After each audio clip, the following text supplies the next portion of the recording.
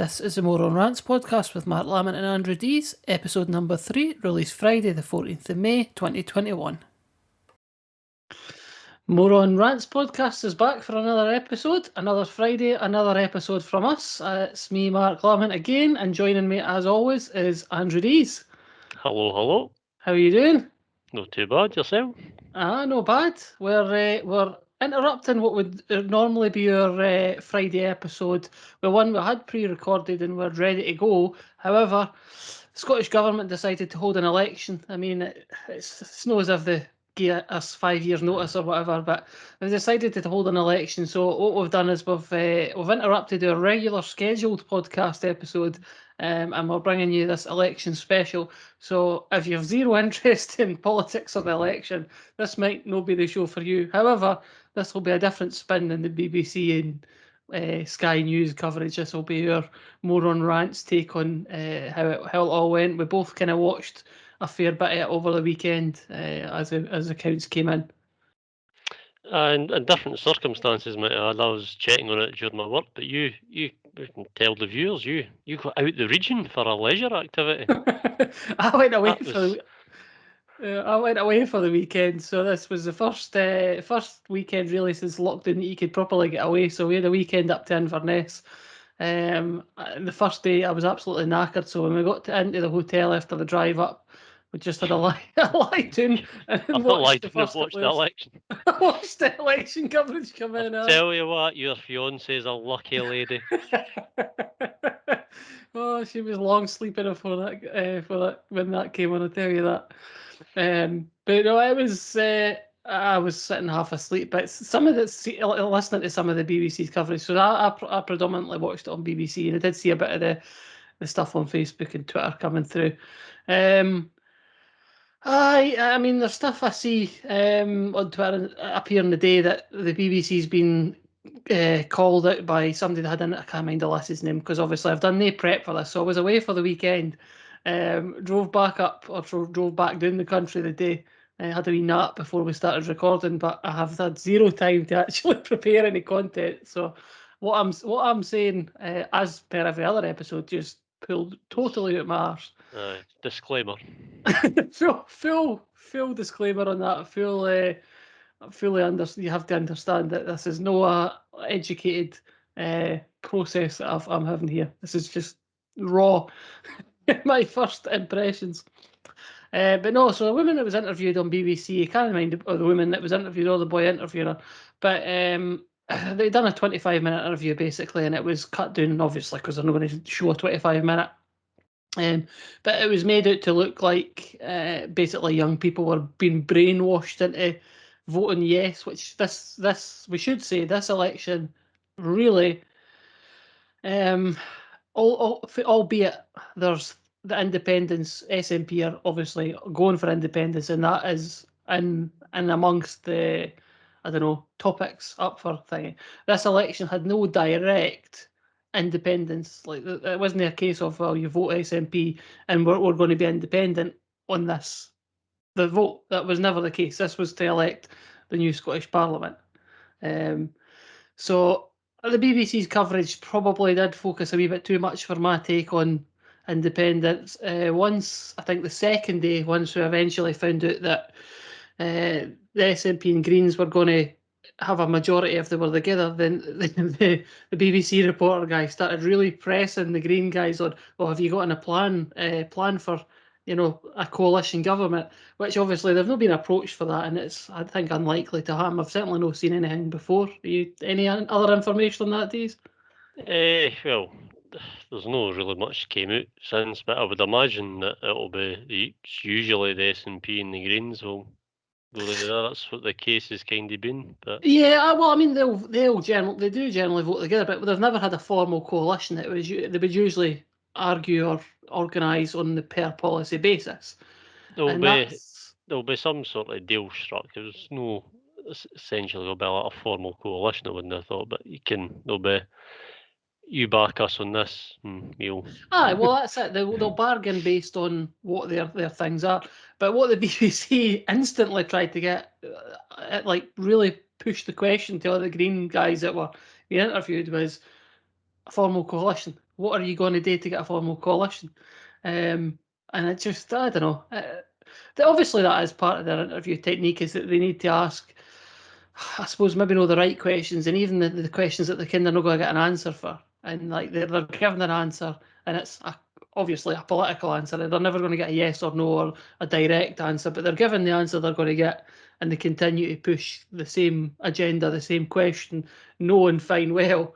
I mean, I think it was maybe the Sunday the guy actually said, I think it was the co-leader, can't remember her name either, I'm looking Patrick Harvey for the Greens. Lorna Slater. Lorna Slater, he was interviewing her, and he did say, I'm not even going to ask you the question about the coalition, and then proceeded to ask her anyway. After he actually said to her that he knew he wasn't going to get an answer, and she gave the standard answer that all other ones had been given, that they do it on a by case basis, and if a formal coalition was to happen, it would the SNP would have to reach out, because they're obviously no majority, but they're the governing party. They've got the miss seats. Aye. And that's another thing that I suppose it quite annoyed me all the way through, because there was obviously this talk of, oh well, we need to hit a majority, we're aiming for a majority. So a couple of things on that is, fair enough, the once they did get a majority at I think 2011, Aye. they did pull off a majority. That was Alex Salmond, I think it was still in then. But the system that we have, the proportional representation system we have, is designed specifically to avoid a majority. So, I mean, all the talk of, oh no, well, they never made the majority. I agree, they never made the majority. However, that can't be seen as a necessarily like a death blow for them. I think they still hit a number of records where the proportion of the vote and obviously increased. No, in every constituency, but I think they could take it. The SNP could take it a quite victory for this, certainly. I think a lot of that comes down to, as I say, the 2011, where it was a bit of a show, like, oh, there's a majority here, and then there is that kind of, seems to be an expectation now, which is what is. It's the irony of the system, that the fact that in 2011 the reason they got the majority is because they won less constituency seats. So they've done better in the constituency areas there the last two elections, and they've not got a majority. But obviously that's the way the system's sort of is done in the DONT system. Aye, but it's exactly that. It's designed to no create a majority. It's designed to be proportionally representative to all the votes that come in. But to me, you do then see some of the comparisons. Well, the SNP have only got this percentage of the actual seats now. Conservatives in UK government have got much higher majority or a much higher percentage. But you can't. The two systems are very, very different. You cannot compare. It's comparing apples with a Toyota. A lot of that comes within the Parliament itself, though. It's the pro-UK versus the pro-independence vote within the actual parliamentary system that we've got. So a lot of stuff that goes on, obviously, is the fact that, well, on one hand, you've got an SNP and Green, both pro-independence in their manifesto. Therefore, they've got the majority, so they're deeming a mandate with that. But likewise, the actual percentage of the vote was still more in favour of pro-UK. So it's usually that they come down. It's not really comparing Holyrood to Westminster. That's usually the thing that they're comparing. I mean, for me, there's obviously a lot of statistics that they throw at you. I mean, the BBC were telling you the average house price in each constituency, the percentage of people that own it, like a lot of data that's like they're pulling out, and they try and make predictions based on this. But ultimately, it is on the people that come out and vote whether you own your own house or no. Yeah, you can, at the end of the day, do the same vote 7 days in a row. No come out the same. Probably different votes on each of the 7 days. Well, that's it. I mean, I think one of the other things that was really good to mention for this is the voter turnout. I think it's the best turnout for a Scottish election that they've ever had since the Parliament opened. Aye, I can't mind what it was in '99. This is certainly, at least, I can't mind if this is the best one or if it's the second best, but it was close anyway. I can't remember the exact figures, but I'm pretty sure that they topped it. That was a record-breaking one since the Parliament opened.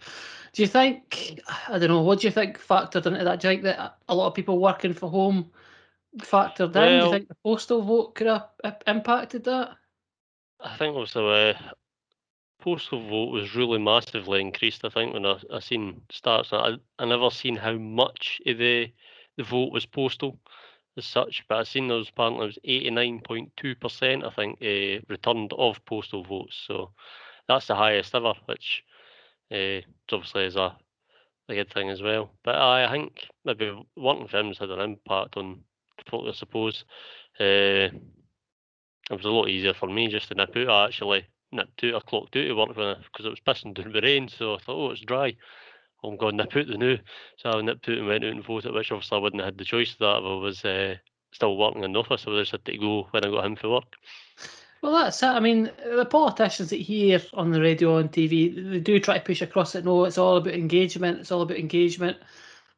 I'm no convinced. I'm just no convinced that. I think the circumstances that we're currently under, I could see the argument on the oppose that with the COVID restrictions, people might be less, no less keen, but less confident in going into a public or these council buildings or whatever to do their vote.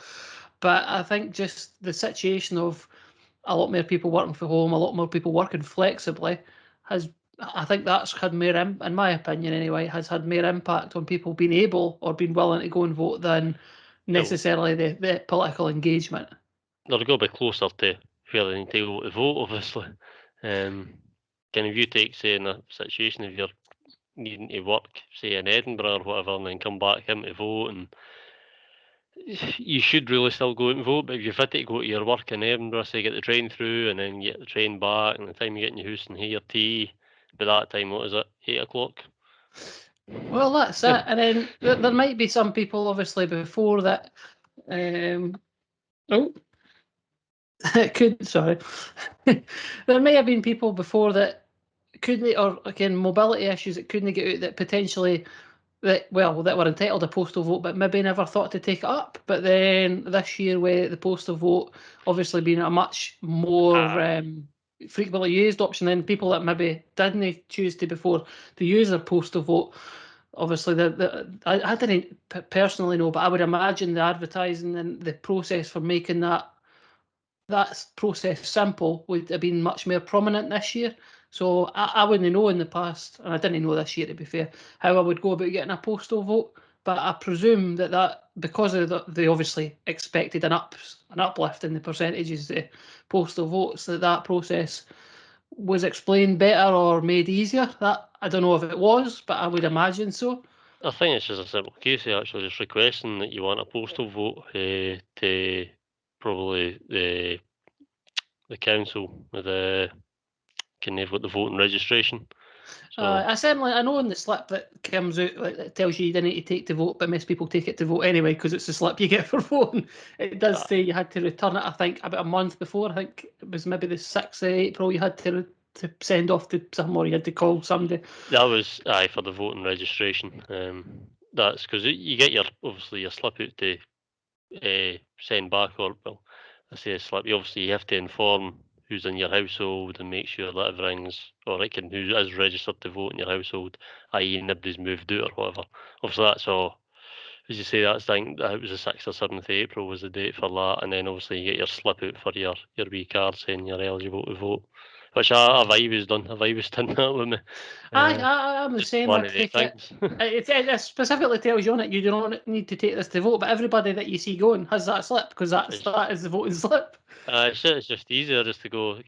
It's got your name on it. It's got your wee number on it as well for Yeah. the thing that they need to score you off on the list to sort of register you that you have voted. Well, because we've just moved into a new building, a new street that wasn't here, the boy could not find us. He was like a 10 minutes. He had to get his electoral pal person to come out, and we were right at the very end, but they didn't find us out for 10 minutes. I was like, so I'm glad I had the slip because he was for no believing that was my street. And I'm like, no, you've posted the slip. Here's the slip. And It does eventually, exist. it does. His pal come across and eventually went, oh no, it'll be at the end. It'll be at the end because the book that they have for scoring names, it must be done alphabetical. And I'm not going to tell you my street or address because that would be insane. But it wasn't in that section. It was obviously right at the very end. We've been added to the system. Well, one of the things that came out, I think, in one of the Edinburgh seats was somebody went to go and vote and then had been told, no, you've already voted. Because obviously that had to get investigated. I think the police are investigating it because obviously to make sure it's no fraud. But I think it's just a simple case of they've scored the wrong name off the list when somebody else has been in. Well, that's it. I mean, especially because I believe it's the same people working for quite early in the morning for a decent So portion of the day. you're doing for once you enter through the door. It was at 7 a.m. the voting opens I to think so. 10 Was it o'clock was at night. 6? I think they had to be in for Ah, 6. I think. you have, obviously they have to be in earlier. I think the voting opens at, from memory, at 7 till 10. Uh-huh. If that's right. So I think so. they're longer. So they're in like an hour before and probably a wee bit after tidying up, sorting out the box or whatever. But so that's a very long day. Aye, it is indeed. But the only, I suppose, the difference with COVID was that instead of staying up overnight and getting the result in the morning, they spread it across the Friday and Saturday for counting the results. Aye, I And did kind of about you, but I slightly missed the really, staying up. I reckon what it was. I just slightly missed the no kind of staying up for a wee bit during the night, watching it to the early hours of the morning, and then maybe going to your bed and waking up and first thing you're checking, well, see what's happening I to vote. mean, nah. See, I think You I you preferred prefer that. it? I prefer that. I don't think we needed the 2 days, and I think in the future the A two lot of that days. was to do with COVID, and to be Yeah, fair, that it was ultimately the spacing people out and keep the extra measures in place. But I think ultimately they can go to every the day of vote on a Thursday. It can be counted on a Friday because to me that's a better way of doing it. You're not having then candidates making speeches half tired through the night and missing it. And then if you're say for example you were working or had to be up early the next morning or whatever, you're missed. You can't. Some folk can't stay up all night. I think it so makes it more accessible to be, like because the BBC had basically 2 days live coverage of it. aye. Um, That's maybe that to where, me, from my point of view, that I'm looking at going, well, I'll be working 9 to 5 on the Friday, so yeah, I'll be there was a bit of that. To me, potentially to do a Thursday or even a Friday vote and then count the Saturday. I don't know. With people being because they've obviously got to get these people that normally work. It's usually well, council workers, but no aye. always to go and count. But surely, I don't know. To me, it's you've got people making less mistakes when they're no as tired. I reckon I quite like the scheme, the way they done it. I think 2 days was too long. I get that was due to restrictions and keeping it safe, which we obviously had to do. But no, I think that was a good compromise, a wee bit different. Interesting to see if they gone through with that as a normal thing. Obviously, your next election will be next year with the council elections, and they're no go jinx anything saying it'll boot the COVID wids by then, but it might still be the same come then. Come May next year, that we'll be doing the exact same thing again. Well, I'd like to hope that COVID will certainly not be in place, but I do think that the idea of it has to be counted right away overnight just obviously didn't have to be the case because we didn't do that. They obviously made sure all the ballot boxes and whatever were secure and safe. I understand the need to do that. Someday they have to be manned. You can't just put them in a van and leave them unattended overnight. That would cause obvious. I mean, we'd be telling you moron stories of the week that the guy that lost all the votes for Partick or wherever, because that would You could happen. imagine making that mistake. I've just dropped a box in a pond or something that's got 5,000 votes. Oops. Exactly, and the cover up that would ensue for that. Um, so, no, I understand that there is logistics around how that all happens, but generally it all went pretty well. I think the first day they had to stop counting for a fire alarm. There was a cat appeared in one of the counting centres. I think there was a cat appeared. Was it in Orkney or Shetland? One of the One of them, yeah. islands. I think the power cut was doing Dumfries way. They had a power cut in one of their Yeah. areas, so they had to stop their count. And the fire alarm, I can't remember where that was, but I do remember what basically had happened is obviously it had been, I think it was held in a scale, Yeah, and somebody was trapped and had to go to fire there. aye, and obviously set off the fire alarm. Oh dear. I mean, but apart from that, I mean, considering the scale, I mean, it's no any easy thing to operate an election. I mean, we just take for granted that you turn up, we as voters turn up, tick a box and bugger off, and it's a 2 minute process generally. But we didn't generally think about the entire logistics and everything that goes into that. That there's people there for 6 in the morning till probably 11 at night. That even after all the people have gone, all the boxes have got to be taken. I think it's Glenrothes for our area that they're all Aye. hoovered up and taken to, and then all the regional lists will go some other to wherever regional place for a count. I think that's Glenrothes as well, is it? Aye, it was for ours, aye. That's quite handy, but not for everywhere. You know, for different places, it will potentially be different. So they've got to securely transfer all that stuff, keeping the integrity of it all. So it's no a simple process. There is a lot involved in it.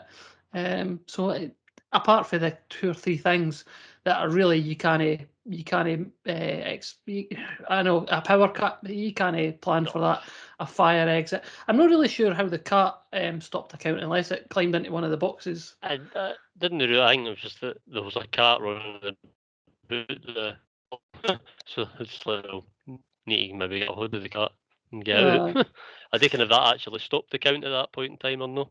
I it was just seen it probably on the the. news that there was a cat Uh, running about, so you I seen the think lassie it. taking it out. I think it was probably the press were at that point, so they've got 8 hours of live coverage for the day, and the counts are just starting. What are they going to talk about? It was basically in it. Let's go. There's a cat in the count centre. That's news. It's one of these things. It's no a slow news day. It's a no news until they come in. And until the first one, That's it. But you know, they were obviously the first day was all meant to be the constituency counts, but it's at one random point we did go to Orkney and got the list votes started coming in, and it was really confusing. Even the guy on the BBC that was obviously reading all the graphics and stuff was confused because like, oh, we've already had the Orkney constituency vote, and somebody else obviously whispered in his ear to tell him that it was the list information starting to come through. But that was a wee bit confusing, a bit wonky on that. But generally, the way they done it, I thought was quite good. I like the process of spreading it across. Certainly the next day because I was able to watch. I mean, we were away for the weekend, so we did go out, but it was on fairly late into the evening. So when you're coming back, had your tea, you could just sit and can watch a wee bit of it. In fact, you were when we were away, you were messaging me, keeping me up to date with what was going on. Was quite handy. I kept had a wee page open on my laptop for when I was working. I just kept checking it every half hour, refresh what's happened now. Uh, No, I mean, I was run pretty well. I watched on the BBC, and I'm no big on BBC coverage because I do tend to think that they're slightly biased. But then everybody's biased. It's just how upfront you are about with the bias, I suppose. So anybody listening to this podcast know or should will know now know. So I'm biased. I'm pro independence, not necessarily for a lot of the other SNP manifesto I was going to say methodology. it's about the only manifesto pledge that you'll be backing. Yes, pretty much. I am, and I again. So we talked about this before that because the SNP done so well on the constituency vote, a lot of their list votes were no wasted because it is proportional representation, but they didn't provide any additional seats. Essentially, they did provide. I think they got 2 in the end. Aye, you got two. I was doing before the last Ah, time round in 2016. so they did pick up still 2 list seats for their votes. Um, and I think it was Alex Salmond that did say on the BBC that it's no a waste. Well, I think he did definitely say it was a waste. Aye, he had a wee sort of, we'll say a wee cheeky slide I get saying, try to say this was the point I was trying to get across. But then a lot of the SNP voters would have just voted Green, and Green ended up being the fourth highest. It was I think 220,000 votes they got in the list. Yeah, and that's that. So that's where I was going next. But I can't really back any green policies either because I'm not a green tree type person. So it wasn't one for me. And as you know, like so my political views do tend to be very right wing, conservative based views, and that's the policies I do back, and that doesn't get me a lot of fans in Scotland, I suppose. Although they are, as you mentioned on the last, I think, podcast we recorded, or the last time we're speaking about it anyway, they do make up the biggest opposition at the minute. Aye, and they had no change. That was one of the things, obviously, I mean, you talked about, was that obviously there was an increase, 6% increase, in fact, even more than that, actually. I think it was maybe 7 point something increase in turnout for the last one. But it didn't really seem to, it's no as though that increase vastly went to one party and no another. It kind of seemed to be quite well spread out. No, I mean, hence why there there was wasn't. there was a couple of constituencies where the swing was fairly massive. You So the did. SNP lost a massive a bit somewhere, or Labour lost them. Overall across the country, it was broadly the same as 5 years ago. But there was certainly some locations where there was a major swing, that there was a lot of local, obviously, issues there that swung it quite severely. Oh, the one that sticks in my head's, see if I can get this right now. It's Banff and the Bucking Coast. That's what So I'm thinking. Aye, it's Banffshire. up. Because a lot of the ones in the northeast is Scotland. Obviously, there's a lot of Brexit voting. Banffshire and Bucking Coast, and that had a really big swing. That had, because I was looking into this, had 4,168 more voters than last time around. But even with that, the SNP actually still lost out in 900 odd votes. So they actually had less votes than they did last time, despite the fact there was 4,168 more voted. And obviously the Conservatives seem to pick that up, and it was like a 23% difference between the two, and that got reduced to like 2.7% or something. It's a massive swing. Obviously the SNP just held on, but I think that was probably maybe one of the biggest swings there was. Aye, no, that's exactly what I was thinking. I couldn't remember the name, but certainly it was a major hit for them. They obviously still won it, but it just shows there that obviously that is a local or a constituency example of where there was a massive, so the increase in votes did obviously have an impact there, or we don't know for certain, but the fact that the turnout was so higher there, and the percentage, as you're obviously saying, they got less votes with more people, so there was obviously policy change or tactical voting, or just a different view. That's not even really tactical voting, because that's obviously no voting for the SNP that voted last time round. So you're wondering, but a lot of that might be, as I say, this recurring theme seems to be Brexit on that one. So obviously the SNPs looks like they're going for a pretty much a pro-European future, will we say. Where obviously if you voted for Brexit and you think that's the way to go, Conservatives is probably the only one that's can pretty much gone with the Brexit. Obviously, kind of a lot of them have new sort of, obviously Labour's no want to revisit the issue, and even the Lib Dems are kind of parked that in now as well. But I think the Conservatives that's where obviously they've got a massive amount of swing in the vote up there, but obviously not been enough in certain Well, that's it. cases. I mean, and but you look at Labour, and they continue to just. I mean, they're the same percentage, but they're no, or roughly they're thereabouts, but no really making any headway. And the Lib Dems, who didn't really have much of a swing anyway, or much of influence, had at least 5 seats before, which I think is the minimum that they've to be considered to be on like committees and whatever. So they've obviously lost that. That's your deemed sort of big party status, as they call it, and it's funny because they held on. A lot of the stuff was maybe talked about where they'll go hold on to constituencies, and they held on to them. It was actually the last vote that they missed out on. Yeah, but then they were also trying to push to get some more that they just never, they just couldn't get. There was another one, I can't even mind where it was now. I think it was up north as well, was it not? That they had was it no? Just over the water. No, Cairngorms. I'm trying to think. Can't remember what it's called, but yeah, up that way between sort of Dornoch way. I can't remember what it's called. But one of the north constituencies up the Highlands. region. They were definitely going, Was it oh, that's going to annoy me. Caithness? Caithness, yep. I think Caithness and It's called. They were really pushing, and I think they actually came close. They done well. They didn't do particularly badly. They just didn't do enough to take it. I did a 5% increase in vote, but no enough. No, and obviously with it only achieving the 4, then are they really going to be taken seriously?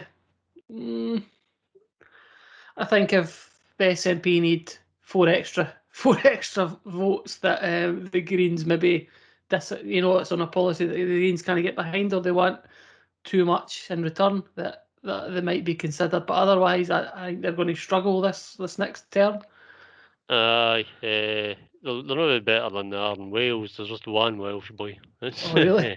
Aye, there's just, albeit it was funny, they only had one before, but the one that they had they lost, but they actually gained another one, so it still ended up with one. But Labour in Wales has 30 of the 60 seats, so I think that will be Labour's go-to for we'll be doing a minority government, but the Lib Dem boy will vote for us or not. I have to admit, so no in Wales, but so listening to the new Labour leader that came on, so he obviously was up running against Nicola Sturgeon. Obviously lost. Nicola Sturgeon got in, and he got his seat through the list vote. We talked about this at the time, but I found it interesting. The SNP had declared that half their list was disabled, and half the list was, I think, minorities and ethnic, some to that effect. So Nicola Sturgeon wasn't on their list. So if she hadn't won that was to me that was a risky choice. I think they knew they were pretty safe, to be honest. No, absolutely. She won it by a considerable amount, but albeit Sarwar did, I think he gained something like about 8-9%. So well, that's what I was about to come on to. That listening to him, he's definitely the best person, or definitely the best leader Labour's put forward in recent times, or certainly that I can remember back. He definitely seems to have some get up and go about him, and some, I don't know, authenticity is potentially the right word. I think a lot you hate to remember from his point of view as well. I think it was like 10 weeks. That's all he's really been in charge of Labour. So who knows? Maybe a brighter future ahead for Labour. I think, considering what happened south of the border, Labour were maybe fearing that they were I think they lost 2 seats and they end up here. They maybe consider that not necessarily a good result, but could have been a lot worse. Well, I mean, if you look back to obviously a while now, but it used, the Scottish Parliament was a Labour Lib Dem coalition, was it back in the The day? very first one, Donald Dewar. That Labour was a big party in Scotland, and the Conservatives were never. I mean, it was really unheard of in Scotland that, apart from the south, like say Dumfries and wherever, that was just never the case, and that's obviously eroded over the last, I don't know, 10, 15 years. But I don't know. It's obviously too soon to call. But I'm definitely not a Labour voter or supporter in any way. But he did come across as genuine. And a lot of them that came on, I think I mentioned this at the time. Every so often, the BBC would obviously run out of coverage or run out of stuff, and would pan over to some outside Holyrood, and some walloper would appear. Had about the same 4/6 folk on rotation, just going round and round every so often when they went back outside. Exactly. Well, we've run out of stuff to talk about, so we're going to punt it across back to Holyrood. And here comes Kezia Dugdale. I've heard more for her in the last 3 days over the weekend than I think I had heard for her when she was when she was in charge. And it was just rubbish. That it kind of just absolute bollocks in my opinion. That she was coming out with nothing of any interest. But I don't know where I was going with that. I just find that quite funny. I think you're just trying to put a point across the case here. Dugdale talks bollocks. Well, she does, and to be fair, a lot of them do. So they had oh Christ, what's her name? It's going to the House of Lords. She was a previous Conservative leader, Ruth Davidson. So she was on at one point, and again, potentially biased for the BBC, but they did. In fairness, they did fairly challenge her, and she was called out. So I think they talked about her I asked her about Boris Johnson helping in the campaign, and then she says, "Oh no," and this shows you how much I pay attention to the Scottish Conservatives. That I don't know, Dick, what the current leader's name is. Douglas something. Ah, there you go. Douglas Ross. So she says, well, obviously Boris Johnson wasn't part of the campaign. It was all Douglas Ross, and he did call her out on it. To be fair, says, no, you've been very forefront in this campaign. You've been campaigning. All the leaflets coming through the door, your face is on them, type of thing. And he did call her out on that, and she didn't really have much of an answer. I suppose my only point to this is every time they mentioned her, oh, she's late, she's leaving, she's going to the House of Lords, which to me is the perfect place for her because it's a house full of wankers and useless Aye, old bastards. didn't he be slagging off her Rufus? She went to her skill. Oh, she's just full of shite and all. Just absolute garbage. And I agree with a lot of the political, the, the policies and the agenda that they have. But she just, honestly, sometimes you watch First Minister questions, or sometimes I've watched it, and she'll ask a question and she'll get the answer she's going to get. It might not be a yes or a no, but she's getting a very, Nicola Sturgeon will give a 10-minute response, and she'll stand up and she'll ask the same question again. And That's it's probably just because like, in the 10-minute response, it's no she's forgotten what the what question answered is. the question. No, and I admit that's politics. You get a political answer. But it's just here her going yabbering on and on and on. And I don't know. Some about her. I was never a fan of Alex Hammond. I was never a fan of Ruth Davison. Douglas Ross, I couldn't even tell you his second name till 10 minutes ago when you mentioned it. So we'll see what he can do. They're going to have to make the the opposition, so to speak. So we'll see how he does. But we've got 5 years till we see if there's any significant swings, any change. I think a lot of what is going to so it's going to be the SNP or a division between Labour and Conservatives, and it's about obviously the pro UK, how that vote gets split. Is there tactical voting? Is there in constituencies where Labour voters supporting Conservative to try and oppose the SNP, or vice versa, Conservative voters voting Labour to try and stop the SNP getting to seats? I think that they've seen bits of that. The thing with tactical voting, it only really works if a really significant chunk of the electorate do it. Well, that's it. I mean, if half And the constituency tactically votes well, all the Labour folk will vote Conservative and vice versa, then you're tactically voted against each other. It aye, needs to be sort of organised and led sort of thing.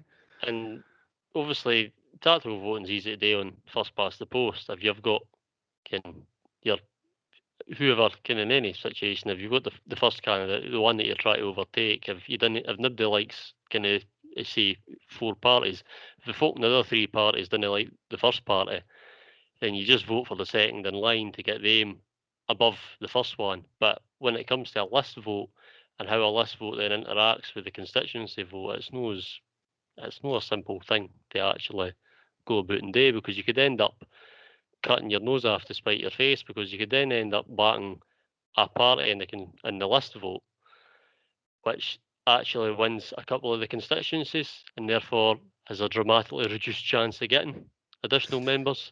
So, but obviously you didn't ken who's actually.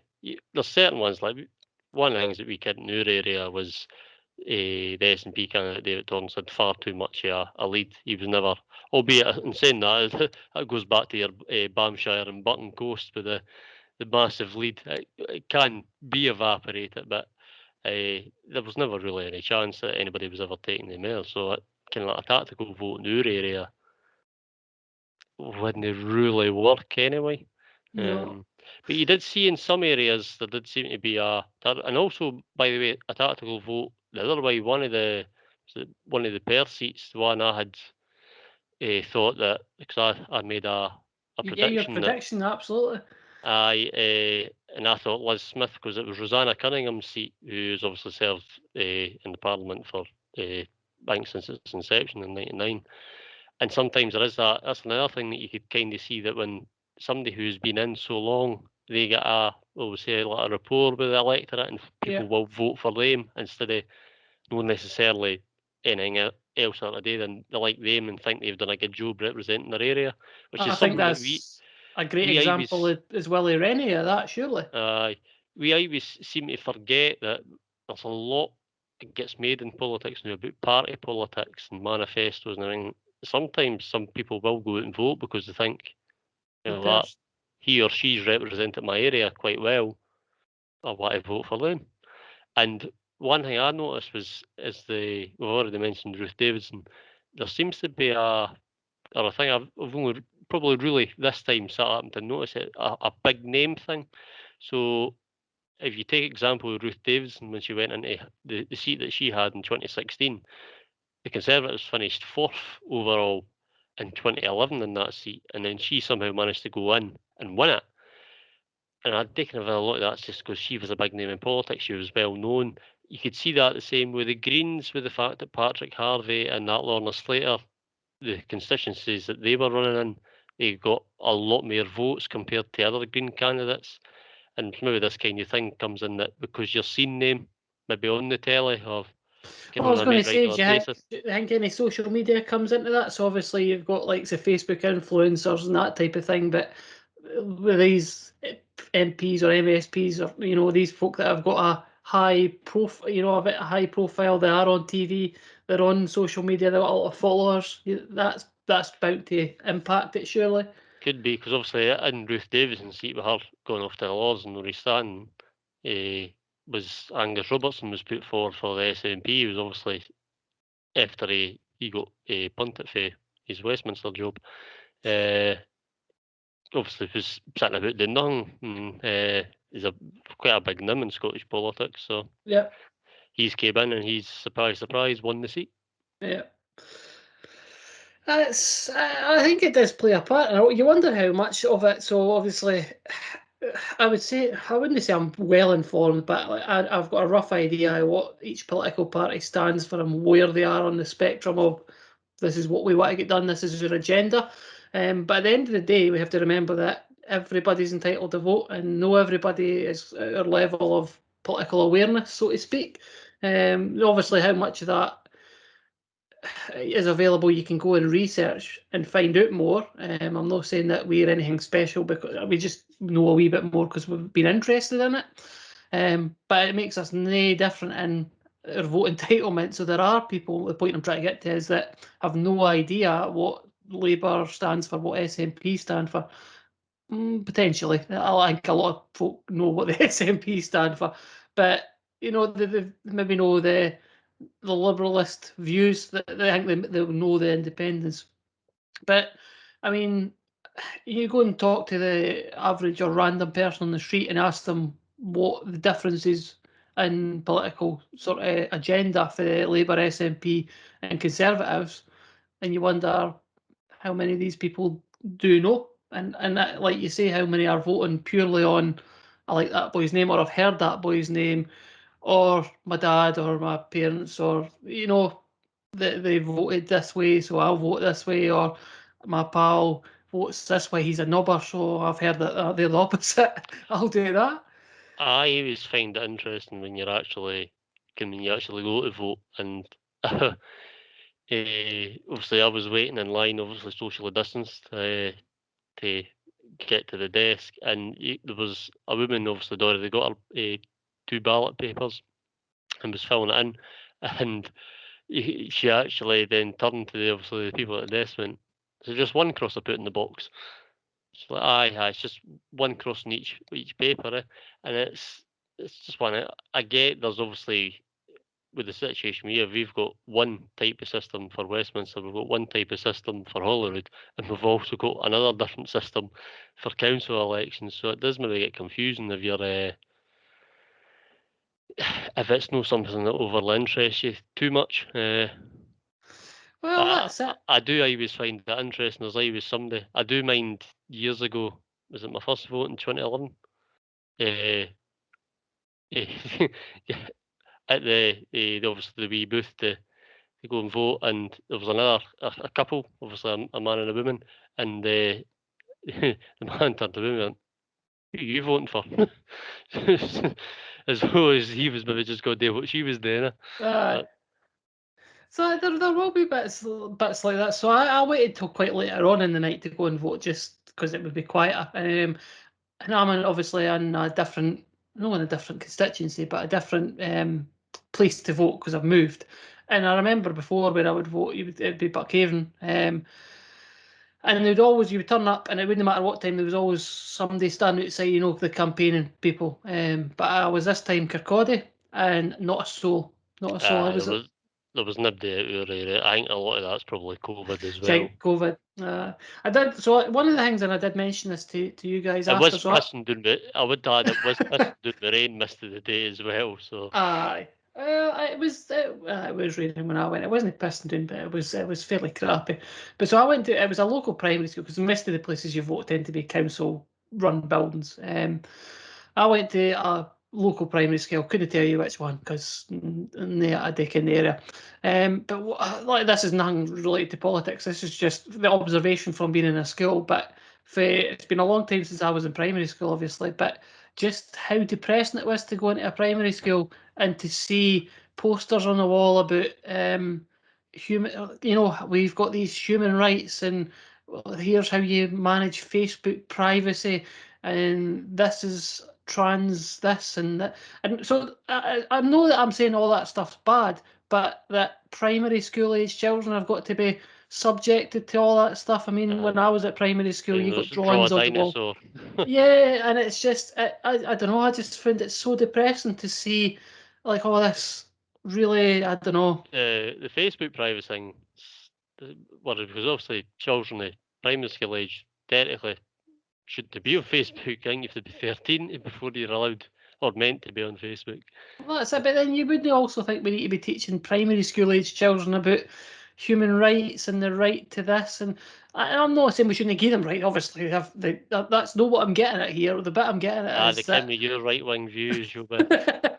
Well, but no, what I'm getting at is that to subject them to take away that innocence at that age, it's so depressing to go in and see that. Whereas, but as I say, back in the day and back in the 90s, it would be pictures of dinosaurs and hand painting and stuff like that, and you just I felt and it's something that I suppose I would normally talk about or even notice. But genuinely, I felt so depressed coming out of that for how upsetting for how the kids have got to go and have that taken away from them, that have all this pressure on Facebook and politics. And back when I was a baby, all you got told was then go bugger off with a stranger, you'll be all right. Whereas now you've got to worry about Facebook stalkers and groomer and all this stuff. And for a small age, 4, 5, and 6-year-olds, I've got to be subject to all that. It really upset me to see all that.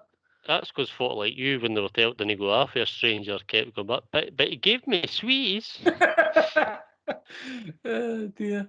But it's nothing election related, just the fact that I noticed it because I've never in a council building, never mind a school. So to see that just really, really disappointing. It's just a sad state of affairs, I suppose, of what our society is now, and there's no going back for that. We've talked about, obviously, social media, the impact it I suspect probably has on campaigns. So this is no anything related to the Scottish government, but the Americans now are Facebook's all up in arms on because they've obviously banned Donald Trump for Facebook. But their big question is going to be, if he runs again, is that then fair? Because you're not giving him the same representation that you're giving other candidates running for an election. So it's one of these. I think we all agree the guy's a knob, and we don't want him on Facebook, or we don't want to listen to his crap on Twitter, or whatever else.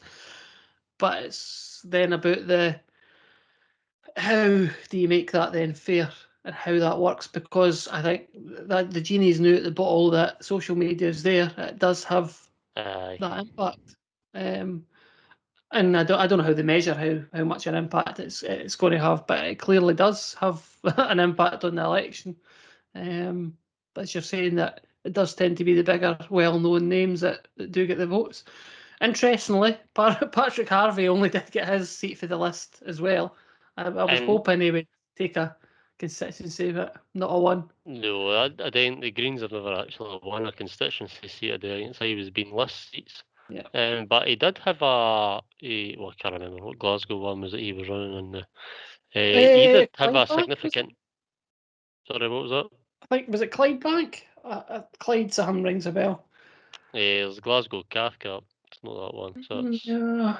I reckon it was Co-Cab Stewart that Glasgow Kelvin. That Harvey was running in. But he did have a significant increase in his vote, I believe. Actually, no, that's well, a higher number of votes, but he was up 0.9%, so he was up to 25.2%. 9,000 votes Patrick Harvey got, and that was obviously the interesting one. That one was you had Co-Cab Stewart, obviously an ethnic minority, up for the SNP, and it was Pam Duncan Glancy that was up for Labour in that seat, and she was. Both of them have both got to the Parliament. Obviously, Co-Cab Stewart won the seat, and Pam Duncan Glancy's in through the list vote. But obviously, that was, and you should also say, I can't remember where she was now. Was it Pam Gossel?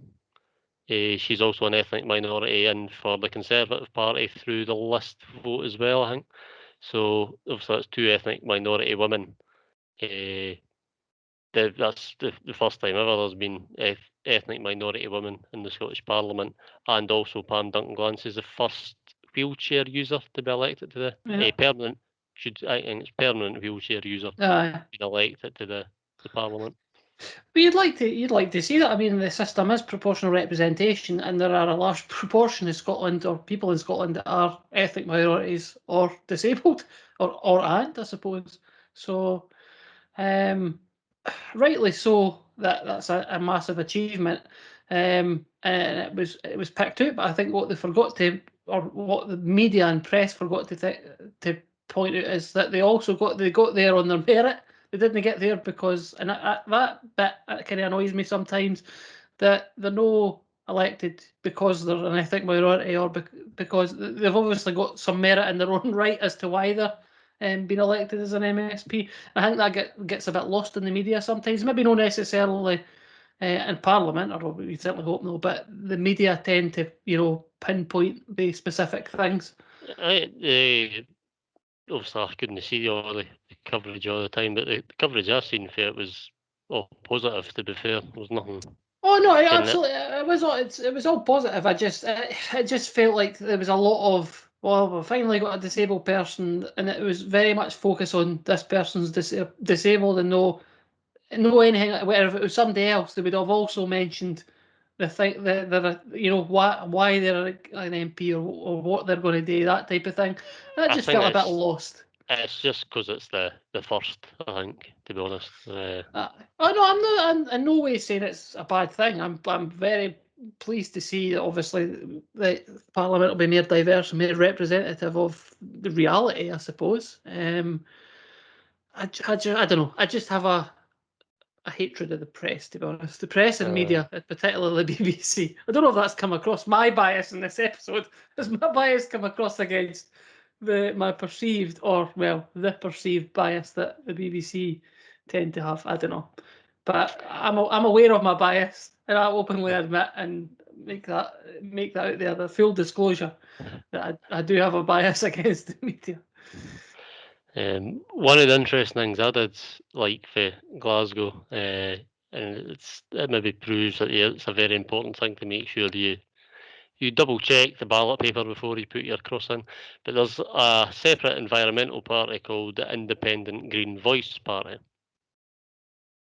Now they were running, I think, in missed constituents, missed list votes. Sorry. So in Glasgow, there was obviously you can never take this as gospel because it was just something that was put across. But I think they got Independent Green Voice and the Glasgow list vote got something about say 2,500 votes. There was an insinuation that maybe not all of them were intended for them, and some of them were maybe intended for the Scottish Green Party. Now, first of all, if that is the case, and that's your own stupid fault for no double checking and making sure you're actually putting the right one in. But the reason why it's been put into prominence in Glasgow area is because the Greens on the list vote had 36,114. The Conservatives only had 37,027, so it was less than 1,000 more than the Greens. So if, say, half of the folk that voted for Independent Green Voice were initially meant to vote for Scottish Greens and just made a cunt of it, excuse the language, that would have meant that the Greens would have been above the Tories on the list vote and would have had an extra seat. Yeah. So I did see it was one of the Green MSPs had posted it on Twitter, and I believe the Greens did go to the Electoral Commission or whatever it was before to complain or to request that wouldn't be allowed, but it was allowed by the Electoral Commission that name was fine. Aye, the thing is, the only similarity in the name is the word green, and Greens for an environmental party.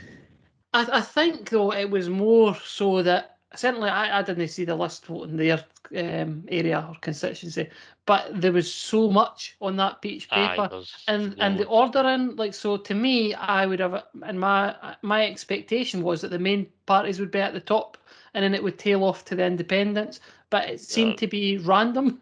Aye, when you actually look at, and I could run this off for you for the. Let's see if I get the.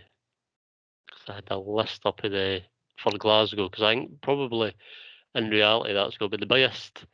Yeah, but there's just so while you're looking for that I didn't think that expectation would have been much different for many people. So I agree that if you voted for the wrong people, then it's your own stupid fault. However, the way it's set up, or the way that it's the I know the way it should be set up, but the way people assume, or I assume, maybe obviously wrongly, but I would imagine that it's the consensus for most people that they assume the major parties are towards the top.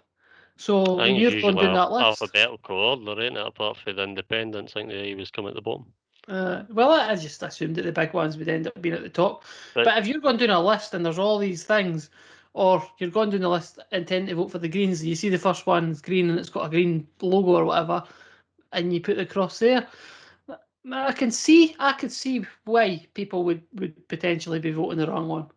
But I think it's for me. It's the one thing I use when you get in. The first thing I do is I look. Obviously, there was 5 candidates on our actual constituency vote. Just look at the 5. Right, that's who I'm voting for, and then the Peach vote.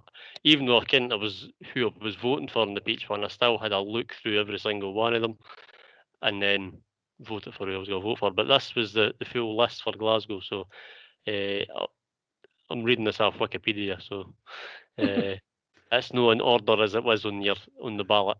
But it's obviously SNP, Labour, Conservative, Liberal Democrat, Abolish the Scottish Parliament, ALBA, All for Unity, Communist, Independent Green Voice, Reclaim, Reform UK, Renew, Scottish Family, Green, Scottish Libertarian, SDP, TUSC, UKIP, Women's Equality, Daniel Donaldson Independent, Craig Ross Independent. I had to fold my peach ballot paper 3 times, I think, to get to fit in the box. And yours was as long as theirs. We had 2 independents running in our area, funnily enough, as well. I always think that's a bit of a waste. I mean, they're never going to get enough. It feels like a waste. Well, on the topic, say, independent candidates, I thought for a wee lighter note, because sometimes the independent candidates they can have some crazy views at times. So some of the independent candidates, I don't know if you'll remember, Andy Whiteman was a Green MSP in the last Parliament. But he had a fallout with the Greens, so he ran as an independent up in Highlands and Islands this time. I think he was elected in 2016 in the Lothian region. He ran up there and obviously didn't make the impact that he had hoped. I Shocker. think he originally resigned for the Green Party over a row about trans and women's rights. Right. But he was one of the independent candidates that didn't make it. We had Peter Cricant. Now, this is a guy that he almost and I say almost, he almost beat the Lib Dem candidate into fourth in his region. I think he was running in Falkirk East. I think it was one of the Falkirk seats anyway. He was the guy that had the opening of the drug van. Can they have these vans? Oh, I did see this. I did see this on the news. Yeah. For the drug use, because he was a former addict himself and that. So he was running, obviously arguing that there needs to be more of them throughout the country and getting more drug-related bills passed through government. He says they also believe that Scotland has been, in a quote, run into the ground by underinvestment and a lack of interest in our local communities. So he was obviously running for the local community in that aspect. We had a guy in Edinburgh Central, Bonnie Prince Bob. I've seen this one as well come up. I've seen this one on the list. He was looking to stick it to the establishment. And he said he specifically pitched himself in opposition to Angus Robertson, who he labelled a carpet bagger. So in a colourful campaign video, the Edinburgh artist describes the Scottish Government as a shell organisation for capital interest and goes on to lament the explosion of Airbnbs that squeeze out local tenants and and I quote, the flogging and whoring of every square metre of public space to crap hotels and fetid Etonian spivs in the capital. Within another seat here, here was this. Oh, this was a list ballot candidate, which I'm getting technical difficulties on my laptop. A list ballot candidate, Paddy Hogg. So obviously his was more today. His running was today with coronavirus. So he was supporting basically herd immunity. By allowing obviously those at a minimal risk of death to live normally to build up immunity to the virus through natural infection. So that was what he was running for. He was a North Lanarkshire councillor who used to be an SNP member. And last year he was charged with culpable and reckless conduct after allegedly organising 2 anti-lockdown protests in Edinburgh, appearing in court in December, but he made no plea and case was continued for further examination. So speaking of sort of nutty things like that, we also had, as you do, you see this quite a lot of times when it's the First Minister or whatever, the leader of the country, and then you'll get some individuals deciding to put themselves in that ballot. So with Jada Fransen, she's a former leader of Britain First, which isn't even a political party. So she said that she was going to be standing in the Scottish elections in May against these SNP commie Marxist naughty people. She was previously convicted of a number of religiously aggravated crimes, including harassment. And she's part of the British Freedom Party, which says it rejects the evils of abortion, gay marriage, and multiculturalism. The BFP is not a registered political party, however.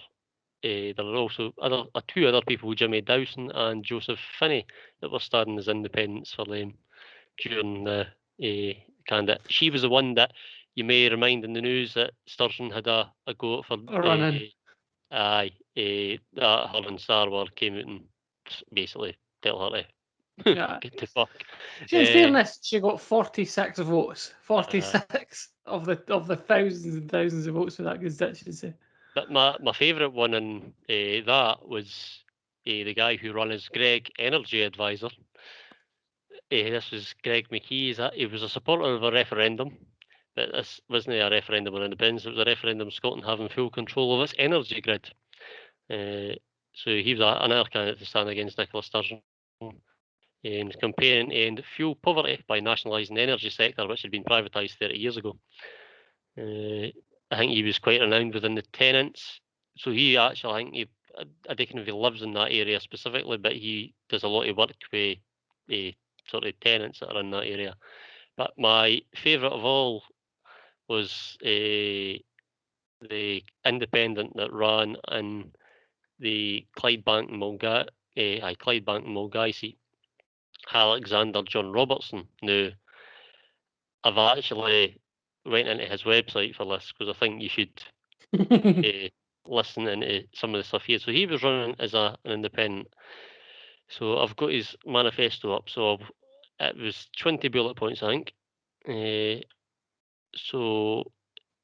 And his slogan for this was "Return to Monkey." This is obviously gone back to punk timers. So that was his first point: was reject humanity, return to monkey. Number 2 was demolish Cumbernauld Shopping Centre.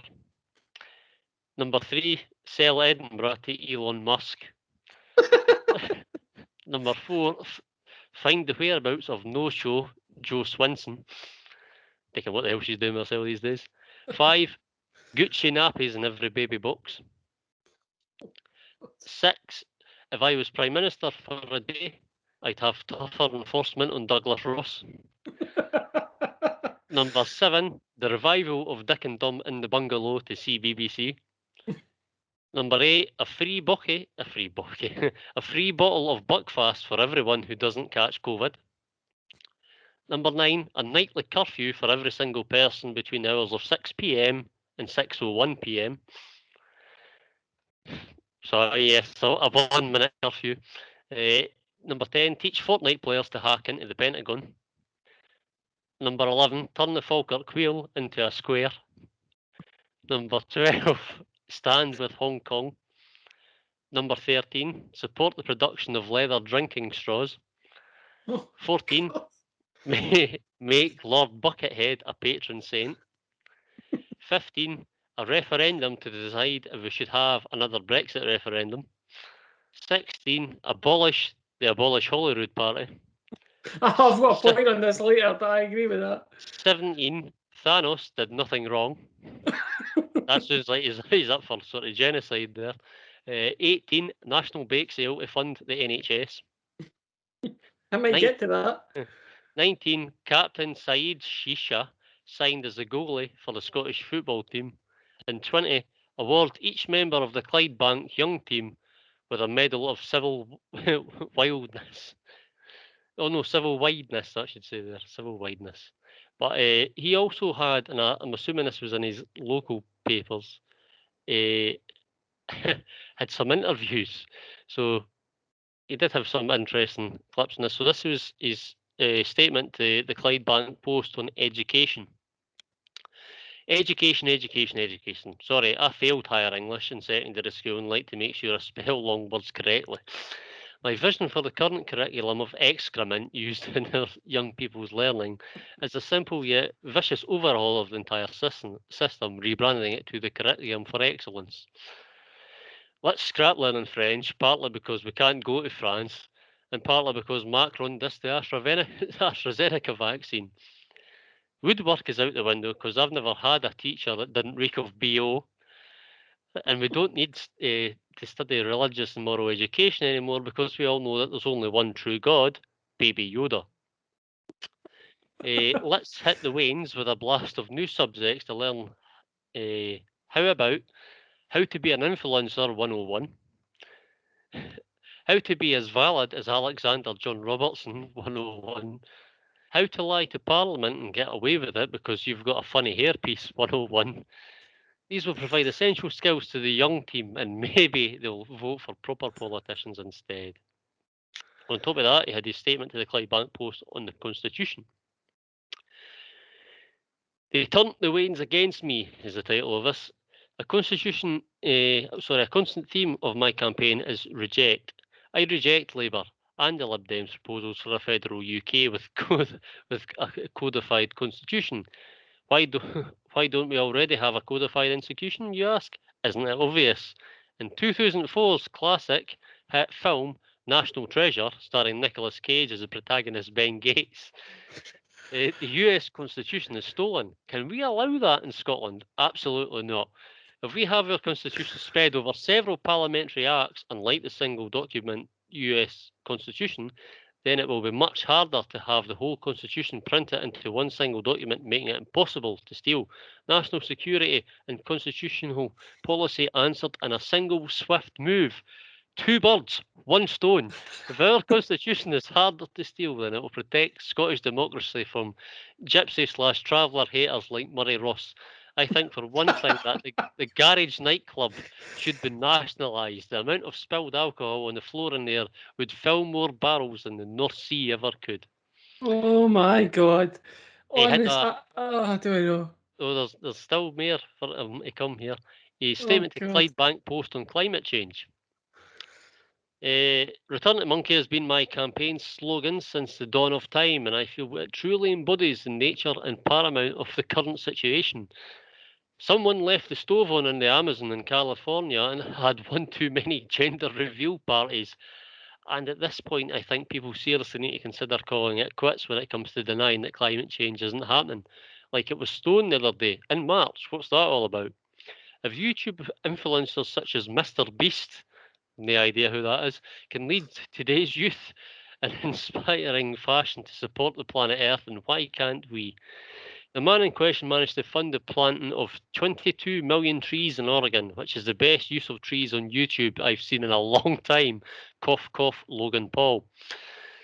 Yeah, again, they follow Logan Paul on YouTube, so there's probably something there. But anyway, if elected, I promise to plant at least 100 banana trees in public places. I would do more, but I'm only one man and my back's sore half the time. Remember the 3 R's: reject, recycle, return. He's had How many votes did he end up with in the end? probably a few more than the lassie for Britain first. Well, The Clydebank Post on health issues. I'm a firm believer that if something's not working, fix it. So it's my opinion that we should abolish the NHS, scrap everything, and demolish the current hospitals and medical practice and replace it with NHS 2.0.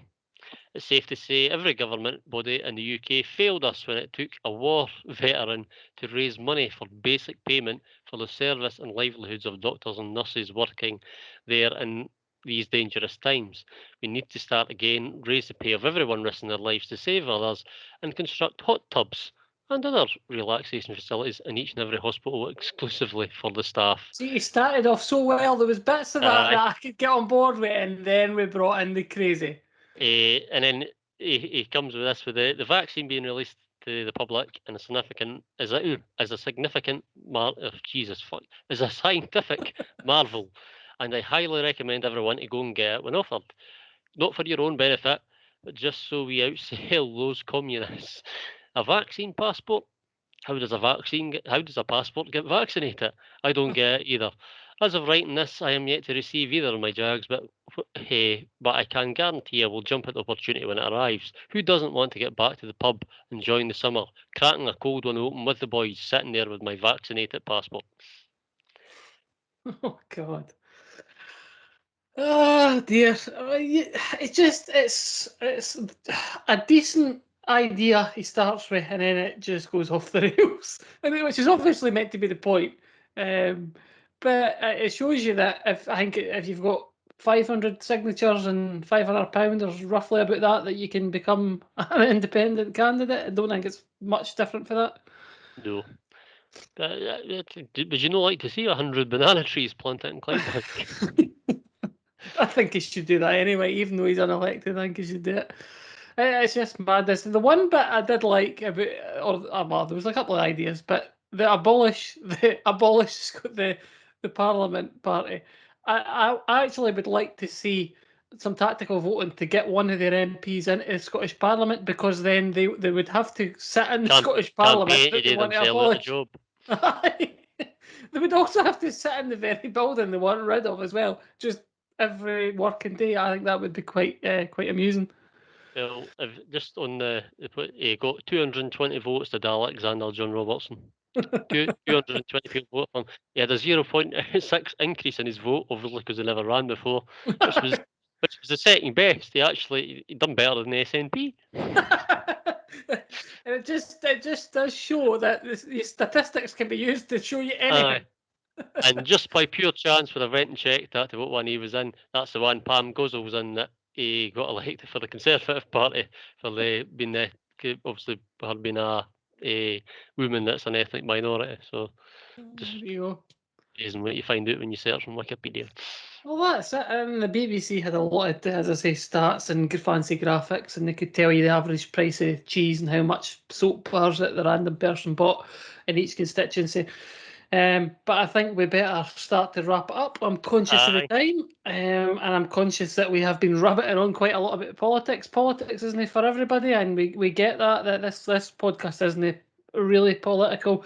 We just thought we'd put out an episode just after on the back of the election to show our views and some of the the moronic things happening there.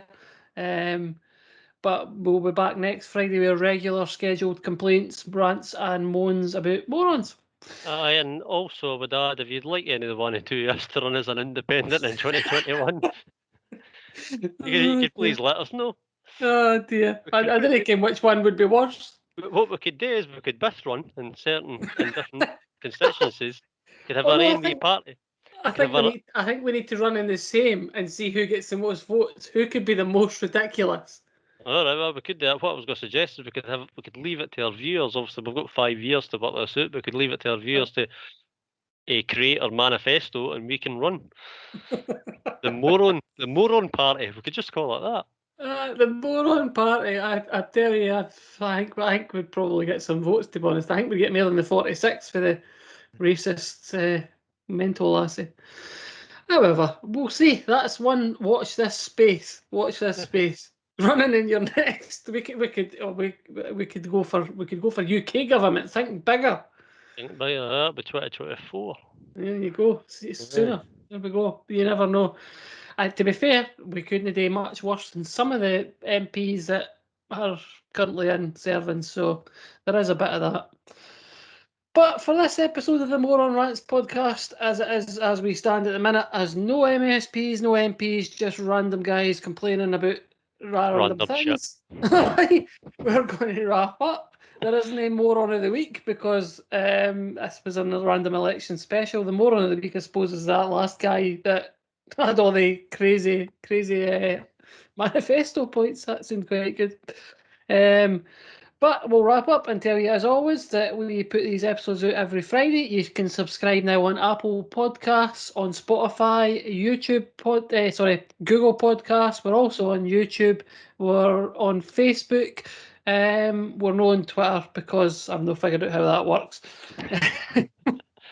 But I mean, that's 140 words anyway, or 140 characters. We talk much longer than that anyway.